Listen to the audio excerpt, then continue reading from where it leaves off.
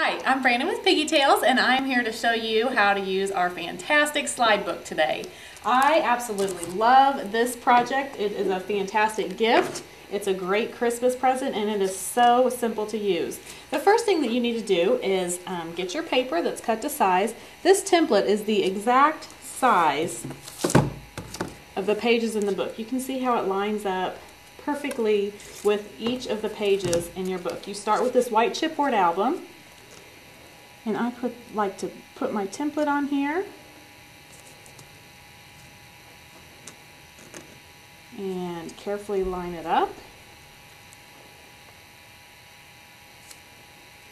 If I have any excess, if the paper is for some reason a little bit short, then you can just, excuse me, line it up with the curved edge.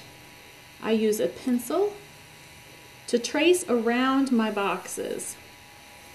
The coolest part about using double-sided paper with these boxes is once I have traced on here and cut them out, I can simply flip them over and use them as my door covers. And I'll show you how to do that here in just a minute.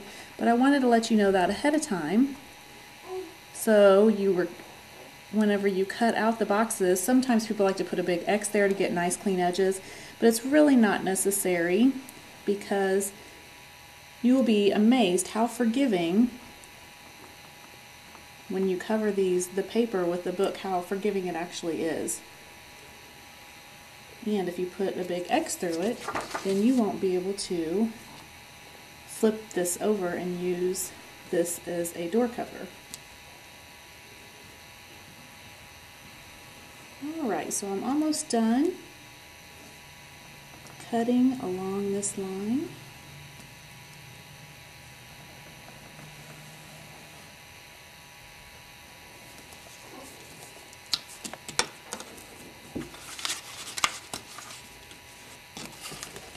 One thing that I like to do also, which I didn't do whenever I did this a minute ago, is I like to trace around these corners to get a nice clean edge.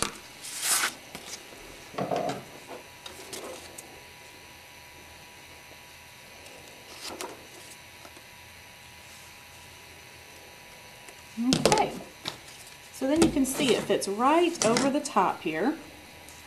It's a nice fit.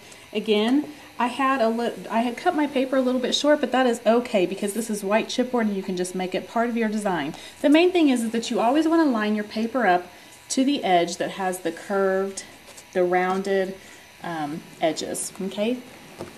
I like to go back before I permanently adhere anything down and erase any pencil marks that may be left over. And you can see that my lines weren't perfectly straight here, but when you put it on the book, you can't even tell. Okay. So after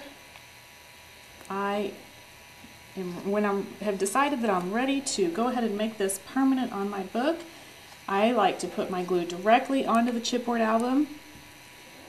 I've been asked before, can you use a tape runner? And I say, absolutely, you can use the tape runner on this part of the book. However, and this is really important, when you are covering the doors, I always use liquid adhesive because you will need to have a little bit of give, and you just don't have that with the tape runner.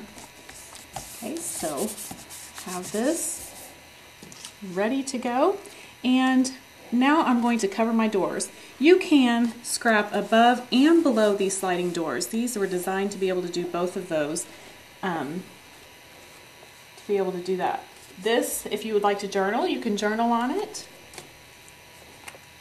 And I like to put just a tad of glue in the middle. This is important because if you put it all the way around the edges, then you have the chance that it might squirt out and your doors will no longer be sliding doors. Okay, so I cup it just a smidgen right here, lift this up, shove a corner in, and because I've used that liquid adhesive, I'm able to slide this around and get it perfect just how I want it. If I would have used a tape runner, it would have stuck right away, and then I would not have any give and be able to move this around the way that I'm doing. Okay, so I can go back and use my template to cut out a photo and then do the same process for a photo by sticking it in. And here it is when it's finished. You can see I've got my doors. And then I will go back and put some photos in here. One thing that I love to do to make this door slide real easily is you can use a hole punch, lift up this door. Don't be afraid. These are very, very durable, well-built books. You can punch a hole and you can lay some ribbon through it. Another little trick is with some scrap paper. You wouldn't want to use this since this is the door. But find some scraps, simply cut it in a strip about like this. You can cut it like that and fold it, and I put a little dab of glue on here, lift up, and put a little more dab of glue on here. The reason I don't glue the whole thing all at once is because I don't want to have glue and sliding doors and everything moving around. It's easier to just do it just like this, and you give it a pinch and you have a nice door that slides back and forth made just right out of paper scraps. You can see how cute this book is when it's all finished up. This will be a fantastic gift that I know my mom will just love for Christmas. And this is our slide book from Piggy Tales.